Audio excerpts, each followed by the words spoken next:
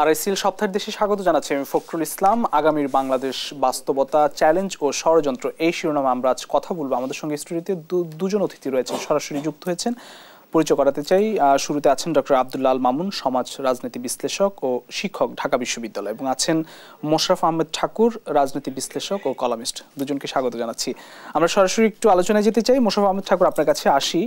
1 মাসের বেশি সময় বয়সী নতুন সরকার, রাষ্ট্র কাঠামো, অর্থনীতি, আইন শৃঙ্খলা, সাংবিধানিক প্রতিষ্ঠান, বিভিন্ন পদ্ধতির সংস্কার, আকাশসম প্রত্যাশার চাপ সরকারের সামনে, জাতির সামনে, বিপরীতে গুরুত্বপূর্ণ কিছু সিদ্ধান্ত এবং 6টি সংস্কার কমিশন হয়েছে। আগামীর বাংলাদেশ স্বপ্নের পথে আসলে কতটা এগিয়ে যাচ্ছে? চ্যালেঞ্জগুলো কি দেখছেন? ধন্যবাদ ফখরুল। দর্শক শ্রোতা, অপরবিজ্ঞ আলোচক সবাইকে ধন্যবাদ। আপনি দেখুন যে বিএনপি সহ রাজনৈতিক দলগুলি খুব সিরিয়াসলি বলছিলেন যে গভর্নমেন্টকে, আপনারা কোন পথে যেতে চান বিষয়টি খোলাসা করে বলুন।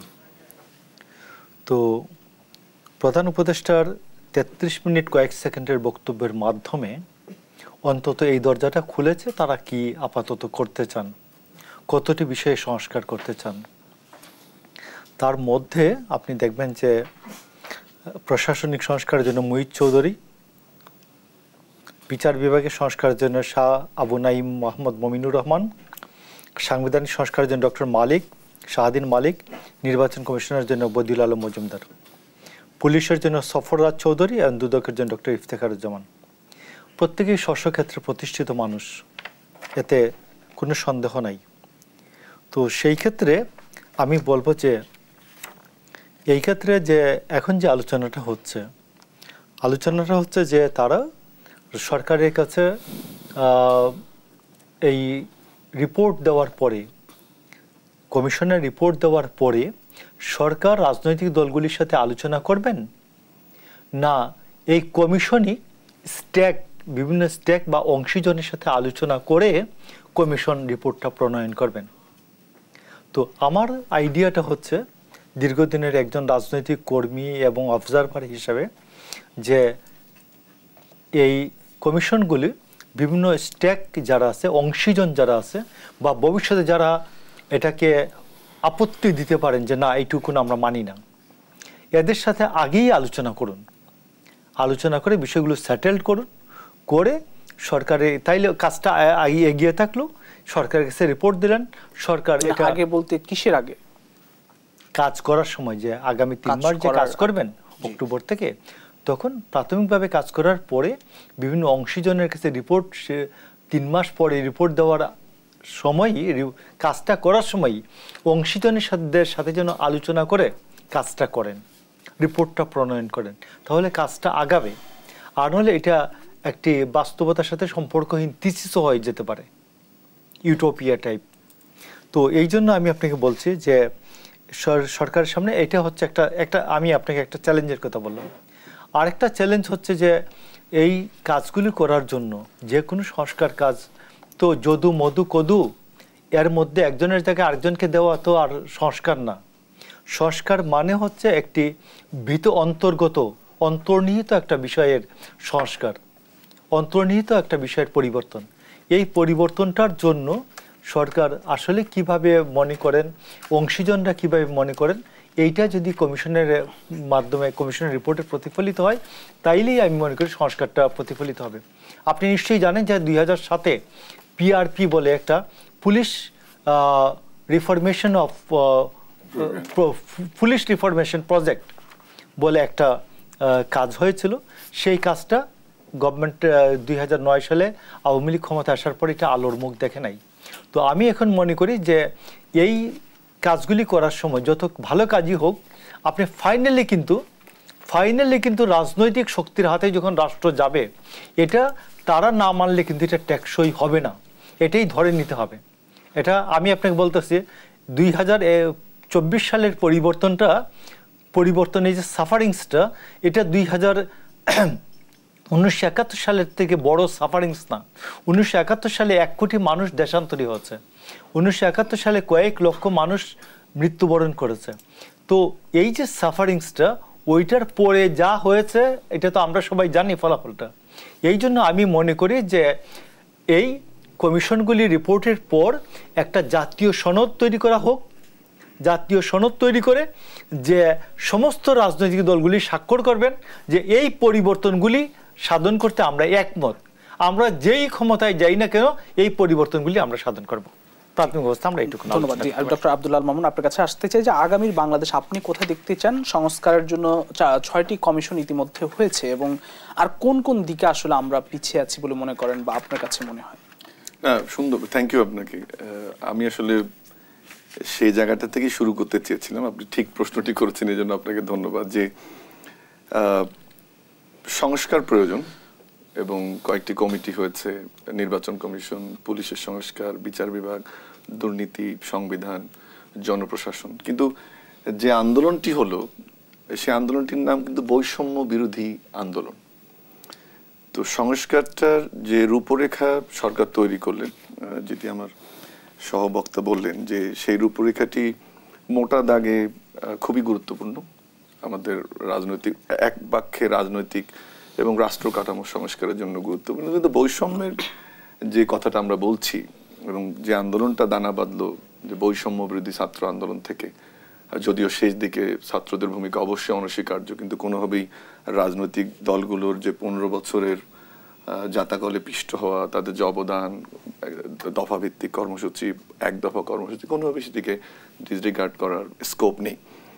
কিন্তু সংস্কার প্রক্রিয়ায় শুরুটা, আমি একটু পেছন দিকে যদি যাই, সরকার সঠিকভাবে শুরু করেছে বলে আমি মনে করি। সেটি হচ্ছে অর্থনৈতিক সংস্কারের জন্য একটি কমিটি, এবং আমি ব্যক্তিগতভাবে এই সবগুলো সংস্কারের পক্ষে এবং আমরা চাই এই সংস্কারগুলো হোক। ভাই সেটি বললেন যে কীভাবে হতে পারে, সে বিষয়ে একটু পরে আমি বলছি যে আমার একটু ভিন্ন মত আছে। বাট আমি দেখতে চাই যে একটি বৈষম্যহীন সমাজ নির্মাণে আমাদের যে দীর্ঘদিনের অপেক্ষা, সেটি কীভাবে সংস্কার প্রক্রিয়া আসে এবং কেন আমরা রাজনৈতিক সংস্কার, পুলিশের সংস্কার, দুর্নীতির সংস্কারটা বলছি, আমাদের সামাজিক কাঠামোর মধ্যে যে সংস্কার সেটির কথা কেন বলছি না, আমাদের যে রাজনৈতিক সংস্কৃতির মধ্যে যে সংস্কার সেটির কথা কেন বলছি না, রাজনৈতিক দলগুলোর মধ্যে সংস্কার কেন বলছি না। বৈষম্যের জায়গাটা যদি আমরা আসি, প্রথমত অর্থনৈতিক বৈষম্য, এবং যে আন্দোলনটি শুরু হয়েছিল সেটি কিন্তু এমপ্লয়মেন্টের জন্য বা চাকরির জন্য। কেন? কারণ আমাদের প্রাইভেট সেক্টরের গ্রোথ হয়নি। একটি ফ্যাসিস্ট সরকার একটা ফ্যাসিস্ট ইকোনমি ডেভেলপ করেছিল, যেখানে একটি শ্রেণীর হাতে সম্পদ কুক্ষিগত হয়েছিল, অর্থ ব্যবস্থা কুক্ষিগত হয়েছিল, যে কারণে সমাজে একটা মডেল বা বৈষম্যমূলক অবস্থা বিরাজমান থাকা অবস্থায় কিছু মেগা প্রজেক্ট বাস্তবায়ন করে আরও বৈষম্য বাড়িয়ে দেওয়া হয়েছে। জিডিপিতে যে প্রজেক্টগুলো যে কন্ট্রিবিউশন করার কথা ছিল সেটি হয়নি, যে মূল্যে প্রজেক্টগুলো বাস্তবায়ন করার কথা ছিল তার চেয়ে বেশি হয়েছে। তাতে কি হয়েছে, আমাদের বাস্তবতার যে দারিদ্রতার হার সেটি কিন্তু আরো বেড়েছে। সেই বৈষম্যের জায়গাটা আমি মনে করি যে সংস্কার প্রক্রিয়া কিভাবে আসবে এবং এটা কিভাবে কমবে, যেন ভবিষ্যতে একটি অলিগার্ক ইকোনমি তৈরি না হয়, অল্প কিছু মানুষ যেন সমাজের সব সম্পদের মালিক না হয়, সেই জিনিসটি নিশ্চিত করতে হবে। দেখুন, একটি ছোট্ট জিনিস আমি না বলে পারছি না, আমি রংপুর বিভাগের সন্তান এবং যদিও সব যারা এই আন্দোলনে আত্মহতি দিয়েছেন, আহত হয়েছেন, আমি সবার প্রতি রেসপেক্ট রেখেই বলছি যে আবু সাইদের বিভাগ রংপুর, কেন আমি বলছি এই কথাটা, যে সেই বিভাগে সারা দেশে এই মুহূর্তে দারিদ্র্যের হার 18.7 বা 19%, কিন্তু রংপুরে দারিদ্র্যের হার হচ্ছে 24.8%, যেটি জাতীয় দারিদ্র্যের হার চেয়ে 6% বেশি। তো আবু সাইদের মতো ছেলেরা কিন্তু এই আন্দোলনে এই কারণে গিয়েছিল, কারণ রংপুর বিভাগ একটি বঞ্চিত বিভাগ এবং সেই বিভাগের একটা সন্তান হিসেবে সেটা স্বপ্ন তৈরি করেছিল যে একটি শোষণ মুক্ত, একটি বৈষম্যহীন সমাজ চাই, যেখানে ধনী গরিবের পার্থক্যটা কমে আসবে। এবং আমরা জানি তার পারিবারিক যে অবস্থান সেটি আমরা জানি। তো সংস্কার প্রক্রিয়া আমি মনে করি এই জিনিসগুলো খুব গুরুত্বপূর্ণ। দ্বিতীয় যে জিনিসটি ভাই যেহেতু হাইলাইট করেছেন যে স্ট্রাকচারাল যে 6টি কমিটির কথা বলেছেন, আমি ওখানে না গিয়ে আরেকটি জায়গায় যেতে চাই, যে আমরা সেই সংস্কৃতি আমাদের মধ্যে বিরাজমান কিনা, যে আমরা ওই সংস্কৃতির মধ্যে আছি কিনা, যে যেখানে সংস্কারের আলাপটা হলে পরবর্তীতে এটা বাস্তবায়ন হবে। উনি সুন্দর করে বললেন যে এই আগেও আমরা উদ্যোগ নিয়েছি এবং সেটি কেমন করে ব্যর্থ হয়েছে, এবং সেখানে আমি মনে করি যে একটা জিনিস একটু ডক্টর ইউনূস টাচ করেছেন গতকালকে, যেটা আমি মনে করি যে অন্য দিনের চেয়ে একটু ভিন্ন এবং খুবই আমি সাধুবাদ জানাই, যে সংস্কারের জন্য কেন আমরা সরকারের দিকে তাকিয়ে আছি।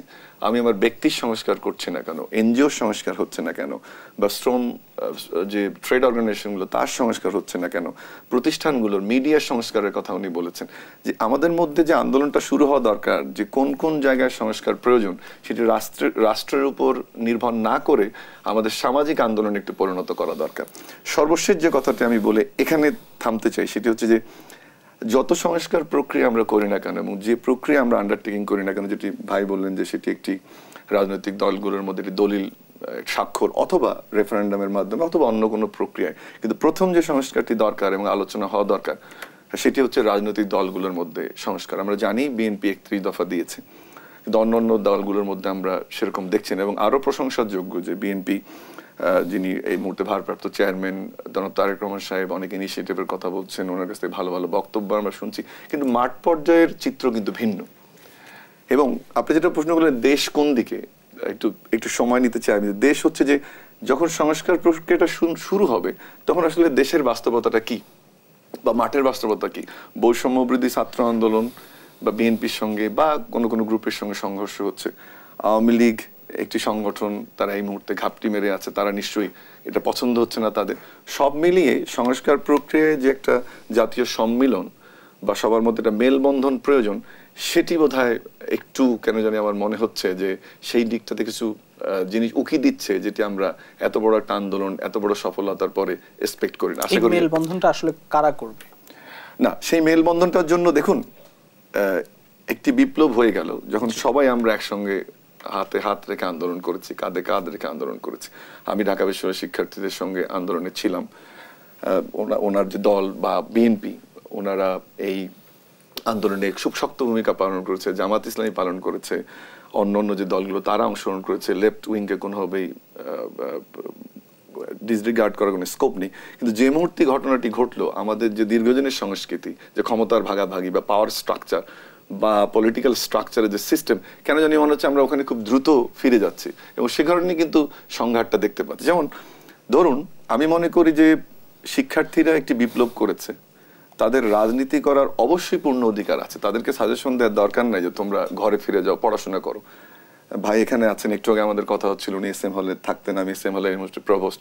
তো ছাত্র রাজনীতি তো ছাত্ররা করবেই, সেই সুযোগটা তাদের দিতে হবে। তারা কোন ম্যান্ডেট নিয়ে জাতির সামনে হাজির হয় এবং সেটা যদি জাতি অ্যাকসেপ্ট করে সেটা অ্যাকসেপ্ট করবে। কিন্তু ছাত্রদের জন্য খেয়াল রাখতে হবে যে এই দেশে বিএনপির অবদানটাকে কোনোভাবেই অন্যভাবে দেখার সুযোগ নেই। খালেদা জি গণতন্ত্রায়নে খালেদা জিয়ার ভূমিকা বা অন্যান্য পার্টিগুলোর যে ভূমিকা, ইভেন স্বাধীনতা আন্দোলনে আওয়ামী লীগের ভূমিকা, লোকাল গভর্নমেন্টে জাতীয় পার্টির ভূমিকা, লেফটিস্ট উইং এর অ্যাক্টিভিজমের ভূমিকা, সেটিকে অত্যন্ত শ্রদ্ধা ভরে কিন্তু ছাত্ররা স্মরণ করবে বলে আমি মনে করি। এবং তাদের অধ্যত্বপূর্ণ কথাবার্তা তারা বলবে না।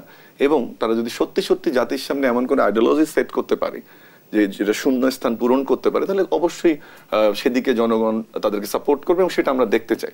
সো সহনশীলতা বা সহমর্মিতাটা যে অ্যাবসেন্ট ছিল আমাদের পলিটিক্যাল স্ট্রাকচারে, আমরা দেখছি ওটাই আবার আসছে। একদিকে যেমন পার্টিগুলো বলছে তোমরা ঘরে ফিরে যাও, তারা আবার এমন ধরনের কথা বলছে আমাদের শিক্ষার্থীরা যেটি কোনোভাবে কাম্য না। এই জন্য দুই পার্টির সহনশীলতা খুবই গুরুত্বপূর্ণ বলে আমি মনে করি। জি, অসংখ্য ধন্যবাদ। আমি একটু মোশাররফ আহমদ ঠাকুর আপনার কাছে একটি প্রশ্ন রেখে বিরতিতে যাব। প্রশ্নটি হচ্ছে যে সমাজ এবং রাজনৈতিক যে দলগুলো, সেগুলোর সংস্কার যদি না হয়, শুধুমাত্র রাষ্ট্রের সংস্কার হয়, তাহলে কি রাষ্ট্র সফল হতে পারে কিনা, এই প্রশ্নটা আপনার কাছে আমি রাখতে চাই। উত্তরটি দেব বিরতির পর। প্রিয় দর্শক, RSL সপ্তাহের দেশে নিচ্ছে একটি ছোট্ট বিরতি, ফিরবো একটু পর, সঙ্গেই থাকবেন।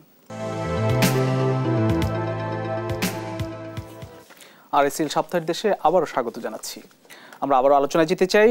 মোশাররফ আহমদ ঠাকুর, আপনার কাছে যে প্রশ্নটি ছিল, রাষ্ট্র সংস্কারের জন্য কমিশন হয়েছে, রাষ্ট্র সংস্কারের পদক্ষেপ নেওয়া হচ্ছে, কিন্তু সমাজ এবং রাজনৈতিক দলগুলোর মধ্যে যদি সংস্কার না হয় বা গণতন্ত্র ফিরে না আসে, তাহলে কি রাষ্ট্র সফল হতে পারবে কিনা? আমি আপনাকে বলি যে সমাজ এবং রাষ্ট্র, সমাজবিজ্ঞান এবং রাষ্ট্রবিজ্ঞান, আমরা বহুদিন আগে থেকেই এই বিষয়টা, যেহেতু একটু আলাদা আলাদা ডিপার্টমেন্ট আমরা কল্পনা করেছি, একসময় এটা সমাজবিজ্ঞানই ছিল।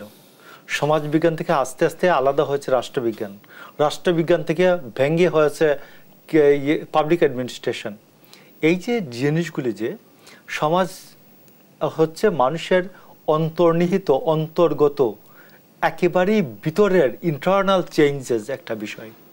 যেমন সে ধরুন এক সময় মানুষ 3 পকেটওয়ালা জামা পরতো, সামনে একটা পকেট, এই দুই পাশে 2টা পকেট, দেখেছেন কিনা পাঞ্জাবির মতো, শার্ট পরতো, 3 পকেটওয়ালা শার্ট। এটার প্রয়োজনীয়তা ছিল তখন। এখন এই 3 পকেটওয়ালা শার্ট কেউ পরে না। এবং বেশ আমি বড় বড় লোকজনকে দেখছি যে এই পকেটে তারা হাতে রিস্ট ওয়াচ পরতেন না, খুব বড় লোকেরা এই যে পকেটে একটা ঘড়ি রাখতেন, চেইন দেওয়া, এখানে চেইন দিয়ে, যারা একটু বেশি বড় লোক তারা সোনার চেইন রাখতেন, আর নিজেরা একটু কম, এরপরে এরা রূপার চেইন দিয়ে পকেটে ঘড়ি রাখতেন, অন্যান্যরা হাতে ঘড়ি পরতো। তো এই যে চেঞ্জেসগুলি, যে এটা রাষ্ট্র চেঞ্জ করতে পারে না, এটা রাষ্ট্র কাউকে বাধ্য করতে পারে না। আমার মেয়ে চুল খোলা রাখবে না ঘুমটা দিয়ে মাথায় কাপড় দিয়ে বসবে না হিজাব পরবে, এটা রাষ্ট্র এবং সরকার বাধ্য করতে পারে না। এটা সামাজিক আন্দোলনের মাধ্যমে, সামাজিক পরিস্থিতির মাধ্যমে এই জিনিসগুলো চেঞ্জ হয়। আমি ওনাকে কতটুকু অনার করব, উনি আমাকে ভাই বলবেন কিনা না সাহেব বলবেন, এটা আমি নির্ধারণ করে দিতে পারি না, রাষ্ট্র আমাকে নির্ধারণ করতে পারে না। এটা সমাজের কালচার, যেটা আমি আদতেই যা তাই আমার সংস্কৃতি, এটা হচ্ছে সংস্কৃতি নির্ধারণ করতে ম্যাকাইভার বলেছেন, তাই তো নাকি? তো সেই ক্ষেত্রে আমি আদতেই তো এখন আপনাকে বলতেছি, কিন্তু রাষ্ট্রবিজ্ঞান যেটা রাষ্ট্র, এটা হচ্ছে ম্যাকিয়াভেলির মতো। ম্যাকিয়াভেলির প্রিন্সের সবাই শুধু নেগেটিভটা দেখে, সিগালের মতো ধূর্ত, বাঘের মতো হিংস্র, কিন্তু ম্যাকিয়াভেলির একটা পজিটিভ দিকও আছে। আমি আপনাকে গালি দিয়া 49 ভোট পাবো না আমি আপনার প্রশংসা করে 51 ভোট পাবো? আমি আপনার প্রশংসা করে দিয়ে 51 ভোট পাই, আমার এই এই এই যে বুদ্ধিমত্তা চালাকি যদি আমি করে আমি আপনার প্রশংসা করে আমি 51 ভোট পাইয়ে ফেলি এখানে, তাইলে আমি প্রশংসাই করব। তো এইটাও ম্যাকিয়াভেলির থিওরি, দিস ইজ পজিটিভ। তো আমি আপনাকে বলি যে রাষ্ট্রের ক্ষেত্রে একটা বাধ্যবাধকতার প্রশ্ন থাকে। রাষ্ট্র আইন করে, চুক্তি করে, মানুষের অভিপ্রায়কে নিয়ে, মানুষের সর্বোচ্চ অভিপ্রায়ের নামই হচ্ছে সংবিধান বা কনস্টিটিউশন। তো সেইখানে এইটাকে সে বাধ্যবাধকতা আরোপ করে, কিন্তু সামাজিক পরিবর্তনের ক্ষেত্রে কোনো বাধ্যবাধকতা আরোপ করা যায় না। এটা নিজেদের মধ্যে বোঝাপড়ার মধ্য দিয়ে তৈরি করতে হয়। এই জন্য আমি আপনাকে বলছি যে রাষ্ট্র গঠনটা যদি সাংস্কৃতিক আন্দোলনের মাধ্যমে হয় তাহলে রাষ্ট্র অধিকতর সফল হয়। আর যদি রাষ্ট্র যদি কোনো সাংস্কৃতিক ভিত্তিকে সে মনে না করে, আমলে না নেয়, সংস্কৃতিটা হচ্ছে অনেকটা সফটওয়্যারের মতো। এই যে রাজনৈতিক দলগুলোর মধ্যে সংস্কার, রাজনীতিটা হচ্ছে আমি অনেকটা মনে করি হার্ডওয়্যারের মতো। তো এই যে সফট পাওয়ার সংস্কৃতি, এই সফট পাওয়ার সংস্কৃতিকে চর্চার ক্ষেত্রে আমাদের যে রাজনৈতিক দল এবং রাজনীতি এটা খুব বেশি চর্চা বা আমলে নেয় না। এই কারণে এই সমস্যাগুলি হচ্ছে। আর না হলে আমি আপনাকে বলি যে আমাদের যে মানুষের আচরণগত যে অসহিষ্ণুতা, এটা থাকার কথা নয়। সহিষ্ণুতা আনার জন্য এটা সাংস্কৃতিক চর্চা দরকার। এই চর্চাটার মধ্য দিয়ে সাংস্কৃতিক ডেভেলপমেন্টটা হতে পারে। অন্যথায় রাষ্ট্রের আইন কানুন বাস্তবায়ন করতে পারে, কিন্তু রাষ্ট্র সংস্কৃতিকে খুব বেশি প্রভাবিত করতে পারে না। ধন্যবাদ। আমি একটু যেতে চাই ডক্টর আব্দুল্লাহ আল মামুন আপনার কাছে। আমরা আসলে সংস্কার বলি বা যাই বলি না কেন, আসলে একটি নতুন বাংলাদেশ বিনির্মাণ, সেক্ষেত্রে ঐক্য প্রয়োজন। ছাত্র জনতার একটি ঐক্য আমরা লক্ষ্য করছি। রাজনৈতিক দলগুলোর মধ্যে আসলে কতটা ঐক্য আছে বা থাকা দরকার বলে আপনার কাছে মনে হয়? একটি জিনিস তো একটা আমরা ঐক্যের মধ্যে ছিলাম গত জুলাই অভ্যুত্থানের সময়, যেটা জাতীয় প্রশ্নে, রাষ্ট্র বিনির্মাণের প্রশ্নে, একটি ফ্যাসিস্ট সরকারকে উৎখাতের প্রশ্নে আমরা ঐক্যের মধ্যে ছিলাম। মোশাররফ ভাই যে কথাটি বললেন একটু আগে, যে সমাজবিজ্ঞান থেকে রাষ্ট্রবিজ্ঞান এসেছে, উনি যথার্থই বলেছেন। আমি সমাজবিজ্ঞানের ছাত্র। তো পলিটিক্যাল পার্টিগুলোর মধ্যে দেখুন একটু আপনি যখন জিজ্ঞেস করেন যে ঐক্যটা কেন হয় না, একটা ইন্টারেস্টিং দিক দেখেন যে একটা মানুষ রাজনীতি কেন করতে চায় বা রাজনৈতিক নেতা কেন হতে চায়, ওই জায়গাটা বোধ হয় প্রথম বুঝতে হবে, তাহলে ঐক্যের জায়গাটা বোঝা যাবে। মানুষ রাজনীতি কেন করতে চায়, একটা আদর্শের জায়গা থেকে মানুষ রাজনীতি করবে, বা কারো উচ্চাভিলাষ থাকে, অর্থ আছে বাট আমি আরো রেকগনিশন চাই, মানুষের সাথে সম্পর্ক বিনির্মাণ করতে চাই। আর এটা হচ্ছে যে ব্যক্তিগত বিশ্বাস, কর্মী আমি বিশ্বাস করি আমার ধর্মে অথবা লেফটিস্ট উইংয়ে অথবা জাতীয়তাবাদী সাম্প্রদায়িক অথবা সাম্প্রদায়িকতা বিরোধী আদর্শে। আর এটা হচ্ছে অর্থনৈতিক অর্জন, যে রাজনীতি করব, এটা টাইম অ্যান্ড ইনভেস্টমেন্ট, আমার টাইম ইনভেস্টমেন্ট, এফোর্ট ইনভেস্টমেন্ট, আমি অর্থ উপার্জন করব। আর একটা হচ্ছে যে পারিবারিক ঐতিহ্যের যে জায়গাটা, সেটা উপরের গুলো বোধহয় বাংলাদেশে একটু অচল, যে আদর্শবাদ, উচ্চাভিলাষ, ব্যক্তিগত বিশ্বাস। শেষের দুটো খুব এই 5টি ক্রাইটেরিয়ার মধ্যে ইম্পর্টেন্ট। একটি হচ্ছে যে অর্থনৈতিক অর্জন, আর একটা হচ্ছে পারিবারিক ঐতিহ্য। তো সে জায়গাটায় রাজনৈতিক মেলবন্ধন একটু কঠিন।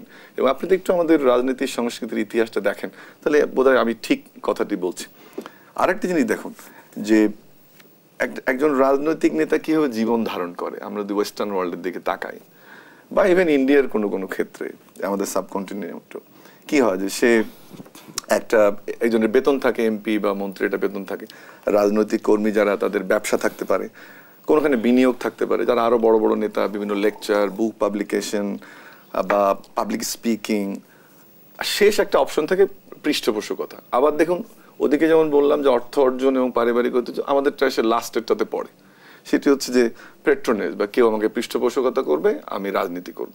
তো রাজনৈতিক নেতার যে চরিত্রের বৈশিষ্ট্য, চারিত্রিক বৈশিষ্ট্য এবং এই পেট্রোনেজ পাওয়ার যে আকাঙ্ক্ষা একজন নেতা হিসেবে, তাহলে আপনি যখন পেটি ইন্টারেস্টের মধ্যে থাকছেন, তাহলে আপনি যখন আদর্শের জায়গা থেকে ব্যক্তিগত ইন্টারেস্টের দিকে বেশি, আপনি অর্থ অর্জন করতে চান, বিত্তবান হতে চান, নেম ফেম করতে চান, তারপরে আদর্শের জায়গা থেকে আপনি বিচ্যুত। এই জায়গাটাতে আমি যেটা আপনাকে বলেছিলাম, যে রাজনৈতিক দল এবং রাজনীতিবিদদের একটা সংস্কার প্রয়োজন। সেই জায়গাটা যদি না হয়, তাহলে কনফ্লিক্টটা যেখানে হচ্ছে, সোজা কথা ধরুন, আমরা আন্দোলনে দেখলাম ছাত্র, শিক্ষক, বিএনপি, জামাত, শিক্ষার্থী সবাই আন্দোলন করেছে।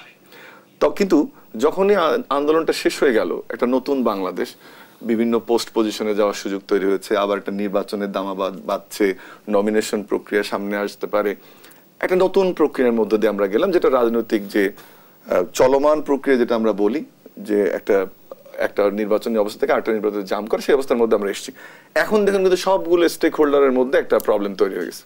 তার মানে কি, মোটা দাগে আমাদের যে রাজনৈতিক সংস্কৃতি, সেটা ওই যেটা বললাম, যে নেতা উদ্দেশ্যটা কি রাজনীতি করার, বা একটা নেতার ইনকাম কি হবে, ওই জায়গাগুলোর ডিফাইন আমরা করতে পারিনি। এবং করতে পারিনি জন্য ঘুরে ফিরে ব্যক্তিগত ইন্টারেস্টে চলে আসে আদর্শের জায়গাটা থেকে।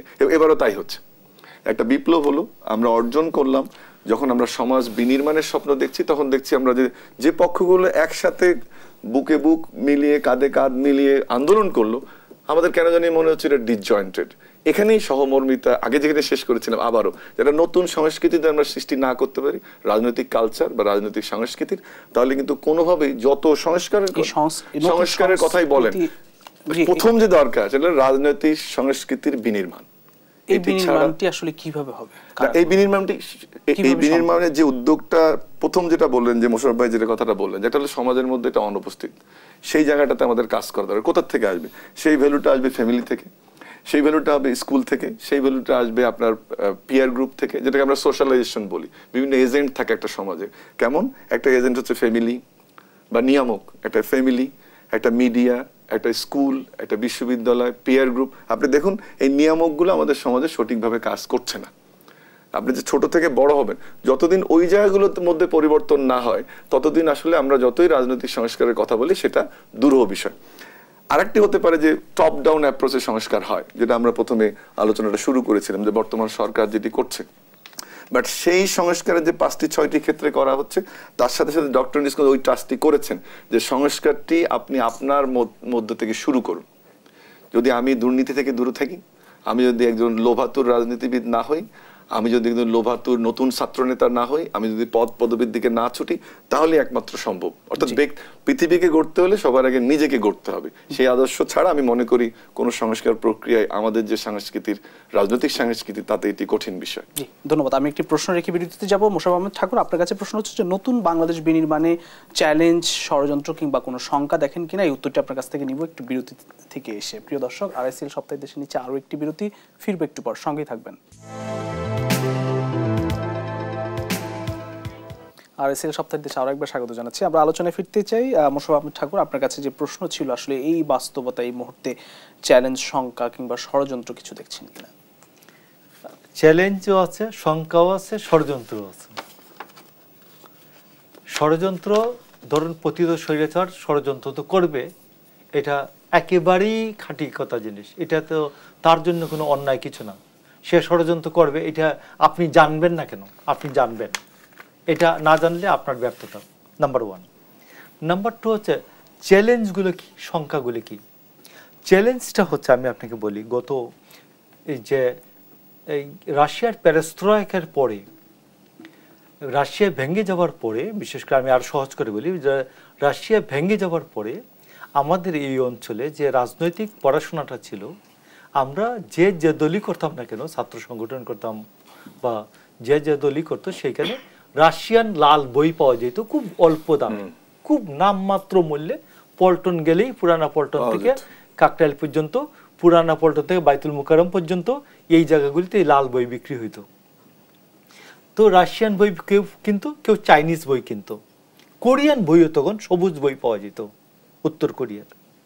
তো এতে আমি আপনাকে বলি যে আমি পড়াশোনাটা করলাম, পড়াশোনাটা করে আমি আমার দলের মতো, আমার দলের নেতারা যে বক্তৃতা করে, আমি ওই তথ্যটাকে আমার দলের নেতার এক্সপেকটেশন অনুযায়ী আমি সাজাই নিতাম। এখন এই যে পড়াশোনাটা টোটালটা 90 সালের পর থেকে অনুপস্থিত হয়ে গেল, 1 নম্বর। 2 নম্বর হলো, আমি আমার ছাত্র সংগঠনের কথা বলি, আমাদের প্রত্যেক হল ভিত্তিক একটা স্টাডি সার্কেল ছিল। আমাদের স্টাডি সার্কেল, আমার ছাত্র সংগঠনের ছাত্র জাতীয়তাবাদী ছাত্রদল প্রতিষ্ঠার ঐতিহাসিক পটভূমি। ওইখানে 1938 সালে বেঙ্গল, অল বেঙ্গল ছাত্রলীগ, ওইখান থেকে অল বেঙ্গল মুসলিম ছাত্রলীগ থেকে আরম্ভ করে আমরা 90 সাল পর্যন্ত আমরা সব ছাত্র সংগঠনের ইতিহাসটা বলতো একজনে 45 মিনিটস, তারপরে কোয়েশ্চেন করতো, তিনি বলতেন অথবা অন্য কাউকে বলতেন যে তুমি কে এটার ভালো উত্তর দিতে পারো, দাও। তারপরে তিনি, যিনি উপস্থাপন করছেন ব্যাপারটা বা বলছেন, কিনোট স্পিকার, তিনি বলতেন। এইটা ছিল। তো এই যে এইরকম, তারপর অর্থনীতি, এই অর্থনীতি, সোশিয়ালাইজ মার্কেট ইকোনমি, ওপেন ইকোনমি, তারপর সমাজতান্ত্রিক অর্থনীতি, এইগুলা নিয়ে একটা আলোচনা হইতো। আমার দল কি অর্থনীতি পছন্দ করে, এইগুলা ছিল। এইগুলা 90 সালের পর থেকে আস্থা সমগ্র বাংলাদেশে, বিশেষ করে বিএনপি এবং আওয়ামী লীগের পলিটিক্সগুলিতে এটা সব শেষ হয়ে গেছে। আর নাম্বার 2 হচ্ছে, একটা নতুন তত্ত্ব ডেভেলপ করছে, সেইটার নাম হচ্ছে যে বুদ্ধিমান প্রাণী চাই না, আমি অনুগত কুকুর চাই। এইরকম একটা বিষয় ডেভেলপ করছে। তো এই জন্য আমি আপনাকে বলছি যে আপনি দেখবেন যে সবচেয়ে কে কতভাবে লার্নেড এটা বিষয় না, তিনি কত অনুগত, তিনি বড় নেতা হবেন। এইটা একটা নতুন সমাজে, একটা আমাদের 35 ইয়ার্স এটা ডেভেলপ করছে। আমি মনে করি তারেক রহমান আমাদের এই একটা নতুন চেঞ্জ এনেছেন। তিনি এখন, আপনি দেখবেন গত 5 তারিখের পরেও বেগম খালেদা জিয়া বলছেন আমরা একটা মেধাভিত্তিক সমাজ চাই। তারেক রহমান বলছেন আমাদের প্রমোশন, তিরস্কার, পুরস্কারের ভিত্তি হবে মেধা এবং যোগ্যতা। তো এইটা যদি তারা এখন প্র্যাকটিসে নিয়ে আসেন, আমি মনে করি দেরিতে হলেও তো ভালো, না হওয়ার চেয়ে তো দেরিতে হলেও ভালো। আর আমি আপনাকে বলি যে বিএনপির যে 31 দফা উনি বললেন, 31 দফাতে দেখবেন যে এই কথাগুলি আগে কেউ স্বীকার ছিল না, যে 2 বারের বেশি লাইফ টাইমে কেউ প্রধানমন্ত্রী হবেন না। এবং আপনাকে একটা জেনুইন, আমি আপনাকে বলি, শুধুমাত্র একটা প্রতি 5 বছর একটা জেনুইন নির্বাচন যদি হয়, তাইলে সমাজে বহু সমস্যা কমে যাবে। নাম্বার 2 হচ্ছে, যদি কেউ 2 বারের বেশি প্রধানমন্ত্রী না হন, তাইলে দেখবেন বহু স্বৈরাচার ডেভেলপ করবে না। এবং এইরকম আমি আরো বিভিন্ন ক্ষেত্রে যদি আমরা এটা যদি ইন্ট্রোডিউস করি আমরা, তাইলে আমার মনে হয় যে চ্যালেঞ্জগুলি আছে, এই চ্যালেঞ্জগুলি সহজ হয়ে যাবে। ধন্যবাদ। অসংখ্য ধন্যবাদ। আমরা একটু ডক্টর আব্দুল আল মামুন আপনাকে দিয়ে শেষ করতে চাই। আসলে এই যে চ্যালেঞ্জ, ষড়যন্ত্র কিংবা শঙ্কা, এইসব বিষয় থেকে আসলে উতরে আসার শেষ কথা কি বলবেন? আমি সংক্ষেপে, সময় নেই, কয়েকটা জিনিস কুইকলি বলি। চ্যালেঞ্জগুলো কোথায়? একটা তো হচ্ছে যে আমাদের ঐক্যের চ্যালেঞ্জ, এজেন্ডা, আমি তো পাওয়ার স্ট্রাকচার বললাম, পলিটিক্যাল রাজনৈতিক সংস্কৃতির কথা বললাম, কিন্তু আরো 3-4টি জায়গায় আমাদের চ্যালেঞ্জ আছে। সেটি হচ্ছে, 1 নম্বর হচ্ছে যে এই যে অভিজাত শ্রেণীর প্রতিরোধ, যারা আমাদের রাজনৈতিকভাবে বড় বড় নেতারা বিভিন্ন দলে আছেন, তাদের নামে অভিযোগ থাকতে পারে, নানান রকম ইনএফিসিয়েন্সি থাকতে পারে, কিন্তু তারা চাইবে তাদের পদগুলোকে ধরে রাখতে। রাষ্ট্র প্রশাসনেও একই অবস্থা, যে অভিজাত শ্রেণীর প্রতিরোধ এটা আমরা দেখি। সেকেন্ড হচ্ছে যে আমাদের প্রতিষ্ঠান এবং ব্যক্তির দুর্বলতা কিন্তু একটি চ্যালেঞ্জ। যে ক্রাইটেরিয়াগুলো ঠিক হবে, যে এই পাশে নির্বাচন করতে হবে, এত টাকা ট্যাক্স দিতে হবে, ব্যাংক লোন থাকা যাবে না, সেটা ব্যক্তির দুর্বলতা হলে সেও মানতে চাইবে না। আর প্রাতিষ্ঠানিকভাবে সেটা ইমপ্লিমেন্ট করা যাবে কিনা, সেটিও একটি প্রশ্ন। তৃতীয় হচ্ছে যে আমাদের যে সংস্কৃতির দুর্বলতা, সামাজিক রীতিনীতি ঐতিহ্যের মাধ্যমে সিনিয়রকে মানতে হবে, জুনিয়র নেতা হওয়া যাবে না, যতই ভালো হোক সে পিছনে থাকবে, বা ধনী গরিব নেতা, আমাদের গরিবকে নেতা মানা যাবে না, সবসময় ধনী নেতা নেতা হতে হবে, শিক্ষিত মানুষ না মুসলমান নেতা হবে, এটাও কতটুকু গিয়ে কি হবে আমার জানা নেই। সর্বশেষ যে কথাটি বলতে চাই সেটি হচ্ছে যে এবার আর ব্যর্থ হওয়া যাবে না, যেটা ডক্টর ইউনূস বলেছেন যে কোনোভাবে আমরা ব্যর্থ হতে চাই না। আমি চাই যে রাজনৈতিক দলগুলো এগিয়ে আসুক, যে না হলে যত দেরি সংস্কার প্রক্রিয়া যত দেরি হবে নির্বাচন তত দেরি হবে। দ্বিতীয়ত আমাদের যে শিক্ষার্থীরা আমাদের মুখ উজ্জ্বল করেছে, আন্দোলন করে সফলতা অর্জন করেছে, তারা সহনশীল হবে এবং তারাও রাজনীতিবিদদের সাথে কাঁধে কাঁধ মিলিয়ে সংস্কার প্রক্রিয়াটাকে এগিয়ে নেবে। আমরা যে রাষ্ট্র সংস্কারের কথা বলছি সেই রাষ্ট্র সংস্কার হবে এবং আমরা একটি নতুন বাংলাদেশ দেখতে পাবো। নিশ্চয়ই নতুন বাংলাদেশ এবার আর ব্যর্থ হবে না, সেই প্রত্যাশা আমরাও করতে চাই। ডক্টর আব্দুল আল মামুন এবং মোশাররফ ঠাকুর, আপনাদের দুজনকে আবারও ধন্যবাদ জানাচ্ছি। প্রিয় দর্শক, RSL সপ্তাহের দেশ আজ এখানে শেষ করতে হবে, আবার দেখা হবে আগামী সপ্তাহে। সে পর্যন্ত সবাই ভালো থাকবেন, সুস্থ থাকবেন, শুভরাত্রি।